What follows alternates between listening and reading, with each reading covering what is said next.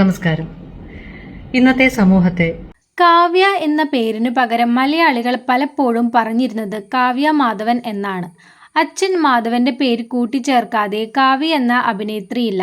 ഒരു ഫാദേഴ്സ് ഡേയുടെ ആഘോഷം തീരും മുമ്പ് തന്നെ കാവ്യയ്ക്ക് അച്ഛനെ നഷ്ടമായിരിക്കുന്നു.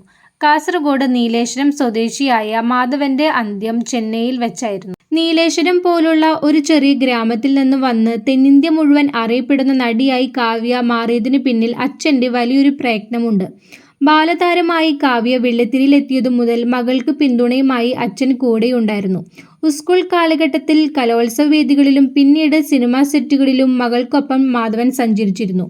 നീലേശ്വരത്ത് സുപ്രിയ എന്ന പേരിൽ ടെക്സ്റ്റൈൽസ് നടത്തിയിരുന്ന അദ്ദേഹം ബിസിനസ് തിരക്കുകൾക്കിടയിലാണ് മകളുടെ ആഗ്രഹത്തിനോടൊപ്പം നിന്നിരുന്നത്.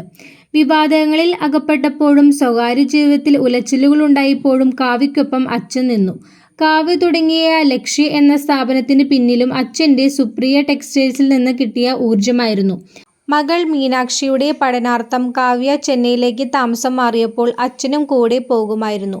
കാവ്യയുടെ സഹോദരനായ മിഥുനും കുടുംബവും ഓസ്ട്രേലിയയിൽ നിന്ന് എത്തിയതിനു ശേഷമായിരിക്കും അന്ത്യകർമ്മങ്ങൾ നടക്കുക. കൊച്ചിയിലായിരിക്കും ചടങ്ങുകൾ.